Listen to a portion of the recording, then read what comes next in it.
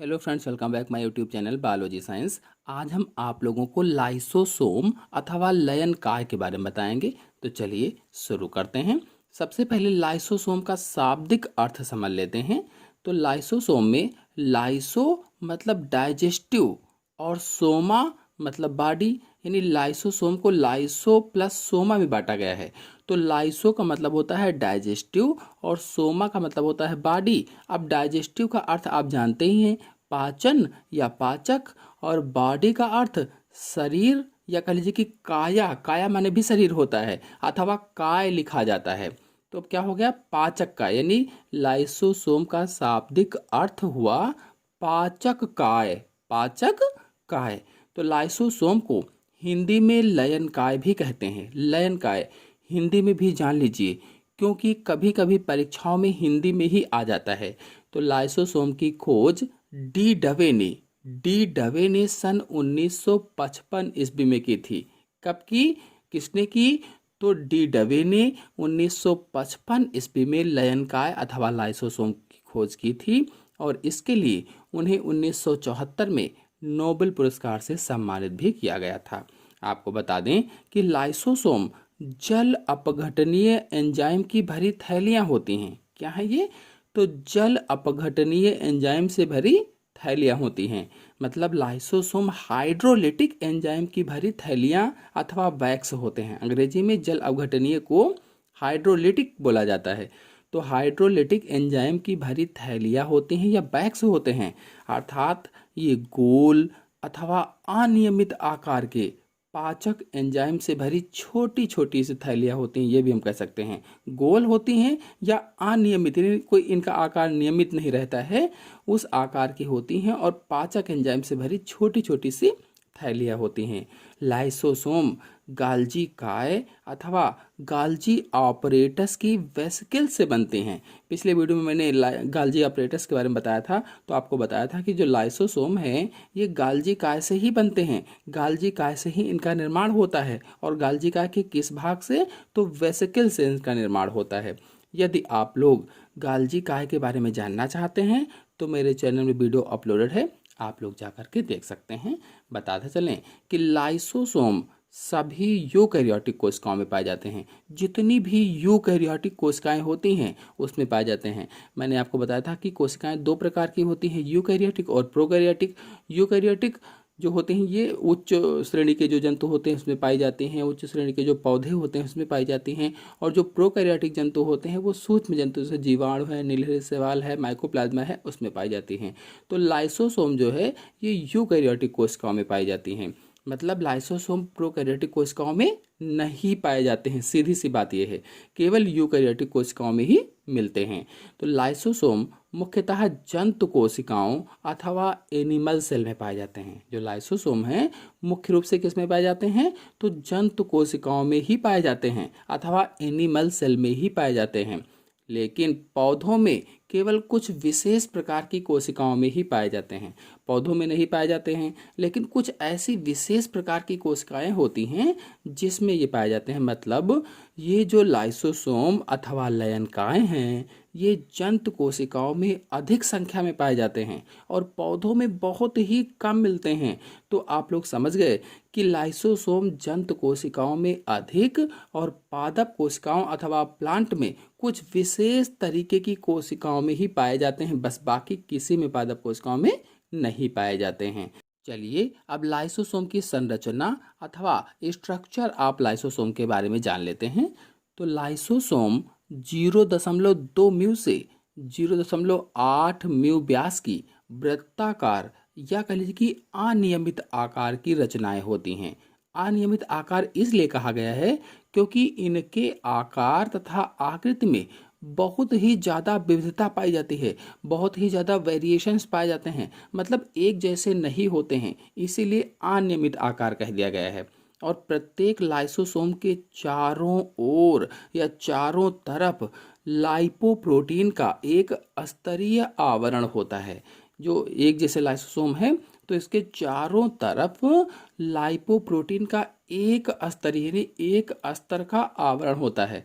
अथवा इसे ऐसे भी हम कह सकते हैं कि प्रत्येक लाइसोसोम एक झिल्ली में या झिल्ली से घिरी हुई रसधानी जैसा होता है। जैसे रसधानी मैंने आपको पढ़ाया था, वैक्यूल्स पढ़ाया था, बिल्कुल उसी तरह से एक झिल्ली से घिरी हुई रसधानी जैसा होता है। रसधानी इसलिए कहा क्योंकि इसके अंदर हाइड्रोलेज एंजाइम प्रचुर मात्रा में भरे रहते हैं।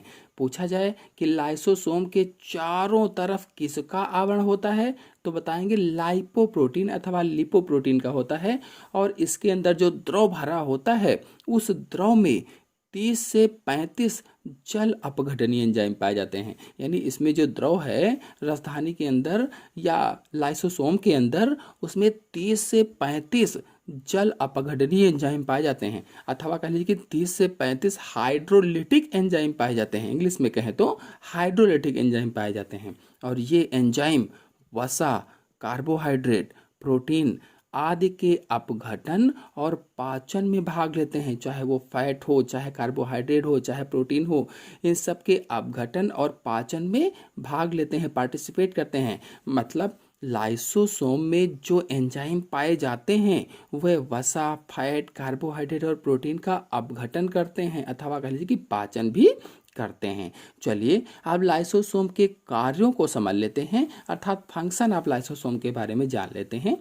तो पहला कार्य है कोशिका के अंदर पहुंचे हुए खाद्य पदार्थों या बाह्य पदार्थों का पाचन लाइसोसोम के अंदर होता है। कोशिका के अंदर जो भी खाद्य पदार्थ पहुंचते हैं या जो बाह्य पदार्थ पहुंचते हैं उनका पाचन किस में होता है, तो लाइसोसोम में होता है। वो लाइसोसोम में डाइजेस्ट होते हैं।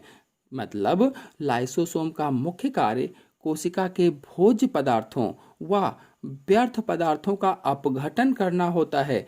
यानी खाद्य पदार्थों और अपशिष्ट पदार्थों का भक्षण करके उन्हें खत्म करना होता है, उन्हें समाप्त करना होता है। लाइसोसोम रोगजनक कोशिकाओं और कोशिकांगों को पाचन द्वारा नष्ट करते हैं। कहा गया है लाइसोसोम रोगजनक कोशिकाओं को नष्ट करते हैं और कोशिकांगों को भी पाचन द्वारा नष्ट करते हैं। इसीलिए इन्हें स्वतः भक्षण अथवा आत्मघाती थैली भी कहा जाता है। कभी कभी प्रश्न केवल इतना सा पूछा जाता है कि लाइसोसोम को आत्मघाती थैली क्यों कहा जाता है, सुसाइडल बैग क्यों कहा जाता है। तो चलिए इसके आंसर को ठीक से समझ लेते हैं। देखिए, लाइसोसोम के अंदर शक्तिशाली पाचक एंजाइम होते हैं, मैंने अभी आपको बताया था। और ये एंजाइम सभी प्रकार के कार्बनिक पदार्थों को अपघटित करने में सक्षम होते हैं, अपघटित कर सकते हैं, चाहे जिस प्रकार का कार्बनिक पदार्थ हो।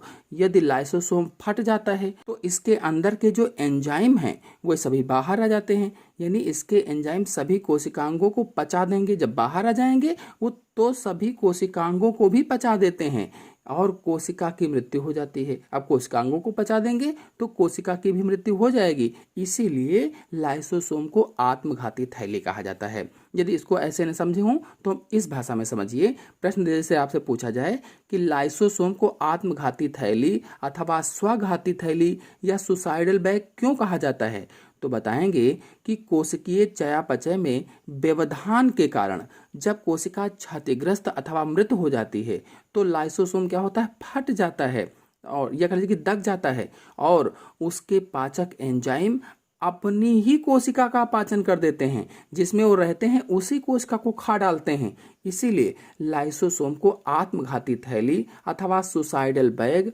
अथवा स्वघाती थैली कहा जाता है। तो समझ में आ गया। अगर प्रश्न आपसे पूछा जाए कि लाइसोसोम को आत्मघाती थैली क्यों कहा जाता है, तो बताएंगे लाइसोसोम कोशिका का अपशिष्ट निपटाने वाला तंत्र है। अब इस लाइसोसोम में बहुत शक्तिशाली पाचनकारी एंजाइम पाए जाते हैं जो सभी कार्बनिक पदार्थों को हजम करने में, उनको खत्म करने में सक्षम होते हैं। तो कोशिकीय चयापचय में व्यवधान के कारण क्या होता है कि लाइसोसोम फट जाता है और फटने पर इसके जो एंजाइम होते हैं वो अपनी ही कोशिकाओं का पाचन कर डालते हैं, अपनी ही कोशिकाओं को खा डालते हैं। इसीलिए लाइसोसोम को आत्मघाती थैली अथवा सुसाइडल बैग अथवा स्वघाती थैली कहा जाता है। तो अब आपको समझ में आ गया कि लाइसोसोम को आत्मघाती थैली क्यों कहा जाता है। आते हैं नेक्स्ट कार्य पर। ल्यूकोसाइट्स की कोशिकाओं में पाए जाने वाले लाइसोसोम बाहरी प्रोटीन, जीवाणु व विषाणुओं का पाचन करते हैं। ल्यूकोसाइट्स की जो कोशिकाएं होती हैं इनमें जो लाइसोसोम पाए जाते हैं ये बाहरी से प्रोटीन होती है, जो जीवाणु होते हैं, जो विषाणु होते हैं, उनका पाचन कर डालते हैं। इस कार्य का सीधा सा ये मतलब है कि जो श्वेत रुधिराणु होते हैं, श्वेत रक्त कणिकाएं होती हैं, WBC होती हैं, इन कोशिकाओं में उपस्थित जो लाइसोसोम होते हैं, ये लाइसोसोम कोशिका में बाहर से आने वाली जो प्रोटीन होती है, जो बैक्टीरिया है, जो विषाणु हैं अथवा वायरस हैं, इनका पाचन करके उन्हें नष्ट कर देते हैं, उन्हें समाप्त कर देते हैं।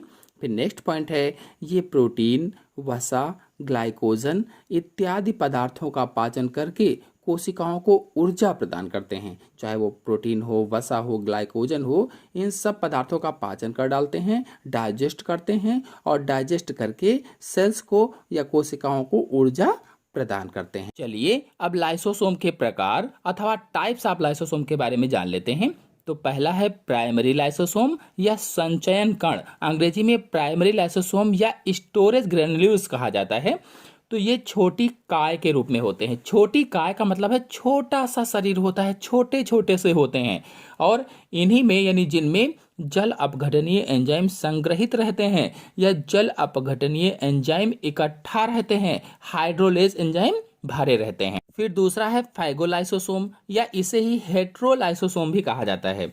तो फाइगोसोम कोशिका के द्वारा ग्रहण किए गए बाह्य पदार्थों और प्राइमरी लाइसोसोम के संयोग से कौन सा बनता है, फाइगोलाइसोसोम बनते हैं और इसके अंदर खाद्य पदार्थों का पाचन होता है, यानी खाद्य पदार्थ पचते हैं। फिर तीसरा है अपशिष्ट काय या रेजिडुअल बॉडी।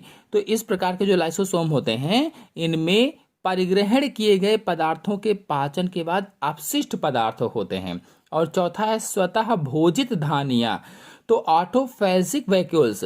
इस प्रकार के लाइसोसोम अपनी निजी कोशिकाओं का पाचन करते हैं और ये शारीरिक क्रियाओं या शरीर क्रियात्मक एवं में मिलते हैं। आशा है आप सभी लोगों को लाइसोसोम अथवा लयन काय के बारे में अच्छी से समझ में आ गया होगा। तो आज के अंक में इतना ही। अगले अंक की जानकारी के लिए मेरे चैनल को सब्सक्राइब कर लीजिए और साथ में बेल आइकन को भी प्रेस कर लीजिए ताकि आने वाले अगले वीडियो की नोटिफिकेशन भी, उसकी जानकारी भी आपको सबसे पहले प्राप्त हो जाए। धन्यवाद।